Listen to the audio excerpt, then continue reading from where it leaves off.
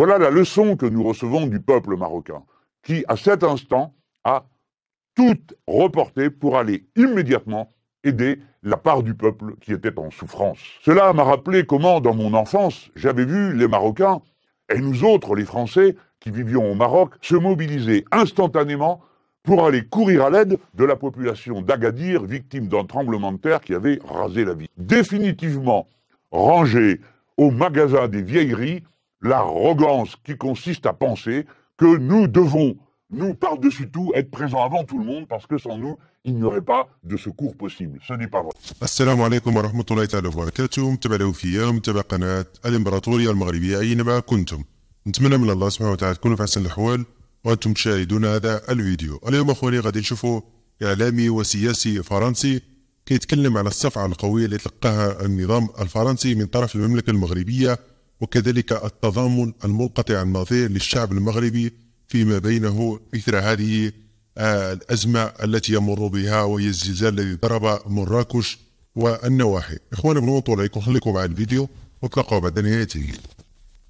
Cette semaine, comme être humain, nous avons été mis au défi par ce qui s'est passé en Libye et au Maroc comme catastrophe. Et puis comme Français, on a eu très chaud sous la canicule et on a copieusement et à juste titre sifflé Emmanuel Macron. C'est une déclaration qui sera peut-être et même sans doute passée inaperçue. Le secrétaire général de l'ONU a déclaré que l'effondrement était commencé. L'effondrement, c'est par référence à un livre sur le sujet, très abondant, qui a une dizaine d'années, qui raconte comment, dans le passé, des civilisations se sont effondrées sous les coups d'un événement climatique ou d'un dérangement de l'écosystème que eux-mêmes avaient provoqué. Par exemple, les Mayas déclenchant leur catastrophe en brûlant une part trop grande de la forêt dont ils se servaient pour produire du plâtre. Par exemple, des populations nordiques disséminées par des famines parce qu'elles refusaient de consommer tel ou tel aliment. Bref, et bien d'autres encore. L'effondrement est donc un mot très grave et il correspond à ce que, pour ma part, je pense aussi,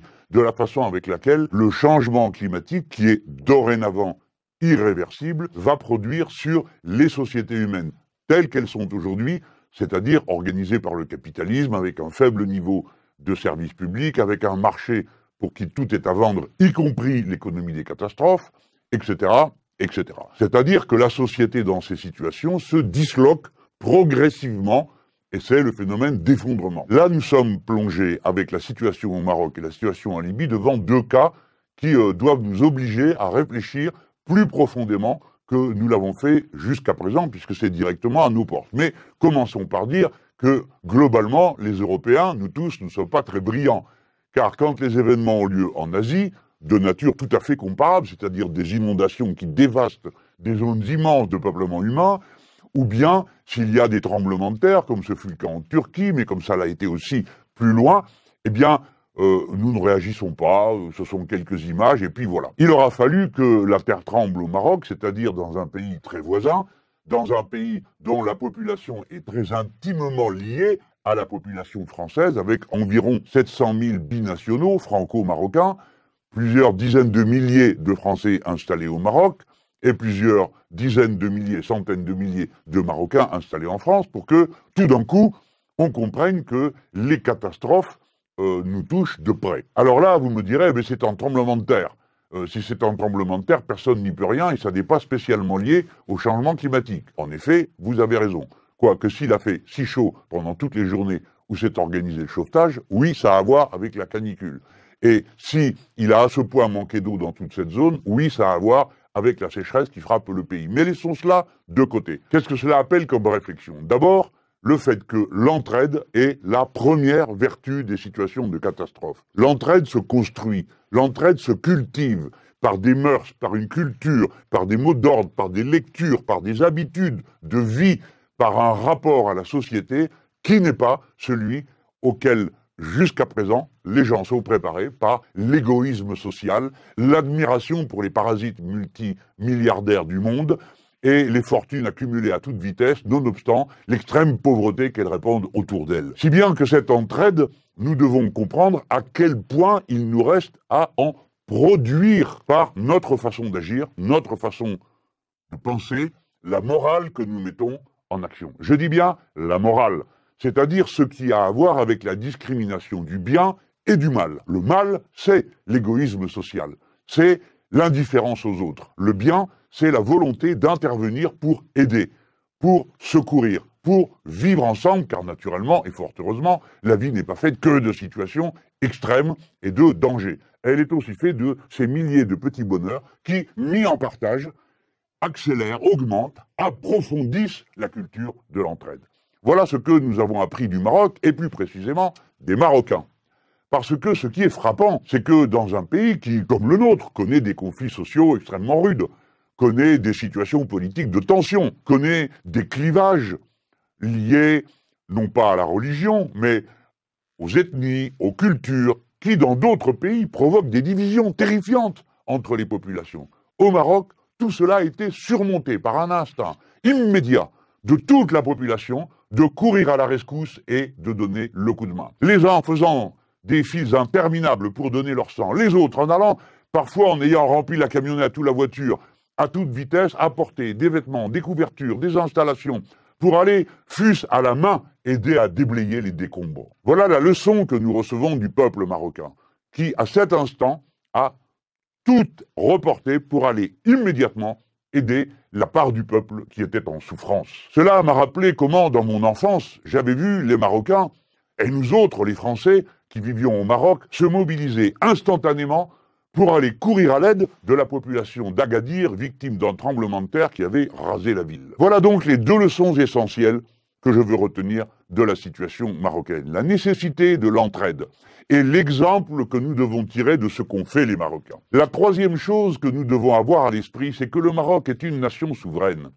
qu'elle a, par le niveau d'éducation qui a augmenté, par le nombre de ses techniciens et de ses spécialistes, la capacité de gérer les crises, et qu'il faut définitivement ranger au magasin des vieilleries l'arrogance qui consiste à penser que nous devons, nous par-dessus tout, être présents avant tout le monde parce que sans nous, il n'y aurait pas de secours possible. Ce n'est pas vrai. Tout au contraire, nous devons dénoncer l'arrogance de ceux qui se comportent de cette façon.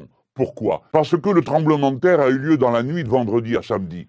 La journée du samedi a été consacrée pour les uns à aller au premier secours et pour les autres, comme c'est leur devoir technique et politique, à faire le point pour savoir de quoi le Maroc avait besoin pour faire face à cette situation qu'aucun État ne peut par lui-même et avec ses seuls moyens affronter. Bien sûr que des catastrophes de cette ampleur nécessitent qu'il y ait de l'entraide entre les nations. Mais ça ne peut pas être la cohue. Chacun arrive et puis pose ses tentes, installe ses camions, et ainsi de suite. On a vu ce qu'a donné la visite présidentielle d'Emmanuel Macron lorsqu'il y a eu la catastrophe dans les Alpes de Haute-Provence, n'est-ce pas? Vous vous en souvenez? Une cohue indescriptible, une pagaille incroyable, parce qu'il fallait que passent les convois officiels, les hélicoptères officiels et le reste. C'est donc avec sagesse que le Maroc a d'abord commencé par évaluer et demander comment faire évoluer la situation. C'est-à-dire, se sont adressés à tel pays en fonction de l'offre que faisaient ces pays. Et pas juste de dire c'est nous qui venons et on va tout régler parce que ce n'est pas vrai. Ils ont donc agi avec sagesse. Mais ça ne suffira pas, car bien sûr, le désastre est tellement immense que le Maroc va buter sur des difficultés. Mais qui ne buterait pas sur des difficultés, je vous prie? La réflexion sur le Maroc, maintenant, doit faire penser à ce qui s'est passé juste à côté. Parce que, en Libye, enfin je dis juste à côté, dans le Maghreb, un peu sur le côté du petit bassin méditerranéen qui nous concerne et nous implique directement. Et là, on voit que dans une indifférence assez générale, il y a eu une immense tempête qui est un de ces événements dont nous ne cessons, nous, à la France insoumise, de dire qu'ils vont se multiplier et se répéter dans tout le bassin méditerranéen. Il faut comprendre que la Méditerranée est une mer quasi fermée. Elle est ouverte sur l'océan mondial, c'est-à-dire sur l'Atlantique, par le seul détroit de Gibraltar, qui représente 13 km d'ouverture. C'est fort peu. Il faut 100 ans pour que l'ensemble de l'eau de la mer Méditerranée et de la mer Noire, qui est au bout, se renouvelle. Vous comprenez tous, dans ces conditions, qu'on parle d'une mer quasi fermée. Et elle est à ce point quasi fermée qu'elle s'évapore plus vite que le reste de l'océan mondial et des autres mers du monde. Comme elle s'évapore plus vite, cela veut dire qu'une quantité d'eau supplémentaire est en suspension et que pour quelques degrés de plus, on accumule des quantités considérables d'eau qui sont en suspension et qui finissent par tomber. Quand cette eau tombe, elle arrive en vrac, d'un tas, d'un seul coup, comme ça a été le cas en Grèce, où est tombé en une journée l'équivalent de 3 ans de pluie. Et comme ça vient de tomber sur la Libye. Naturellement, quand cette eau tombe, elle tombe sur une nature qui n'est pas du tout préparée à absorber de telles quantités d'eau. Car l'absorption de l'eau par la terre n'est pas un mécanisme aussi simple qu'on pourrait le croire. Deuxièmement, parce que des quantités considérables sont imperméabilisées. Ainsi, dans une ville, la quasi-totalité du sol est imperméabilisée. Si bien qu'il suffit qu'une grande quantité d'eau dévale une pente et qu'elle rencontre l'eau qui dévale déjà dans la ville elle-même pour que des pans entiers, des quartiers entiers soient emportés et nettoyés et arasés jusqu'à avoir disparu. C'est ce qui s'est passé en Libye. Là encore, il y a des leçons à tirer. Et c'est des deux cas ce que je veux dire maintenant. Premièrement, l'entraide. Et en ce qui concerne les pays, c'est d'abord la mise en commun de la culture, de l'apprentissage de ce que nous savons sur de telles situations. Cela veut dire que les informations satellitaires, les informations qui viennent par les capteurs de toutes sortes dont on dispose sur la surface de la Terre, doivent pouvoir être rassemblées en permanence pour pouvoir être communiqués comme signes avant-coureurs. Clairement, pour une tempête, les signes avant-coureurs ne sont pas si difficiles que ça à apercevoir à temps. Et dès lors, il faut avoir, aussitôt qu'on les aperçoit, le dispositif technique qui permet d'y faire face pour y répondre ou de se préparer à l'avalanche qui va se présenter. إلى هنا إخواني نكون قد وصلنا إلى ما تنساوش تدعمونا بزر الإعجاب، كذلك ما تنساوش الاشتراك في القناة وتفعيل زر الجرس باش توصلوا بجديد القناة أول بأول، وما تنساوش تخلونا الآراء ديكم في التعليقات حول ما قاله هذا السياسي الفرنسي عن السيادة التي يتمتع بها المغرب أثناء إنجازه لهذه المهمة، وهي الزلزال الذي ضرب مراكش والنواحي في تصرف يؤكد السيادة المغربية وكذلك عدم تبعيته نهائيا للنظام الفرنسي الذي يتعامل مع بعض الدول على أساس الاستعمار والغرور والكبرياء. إخواني ما تنسوش كذلك مشاركة الفيديو مع الأصدقاء باش تعم الفائدة الجميع، ونتلاقوا إن شاء الله في فيديو قادم. إلى اللقاء.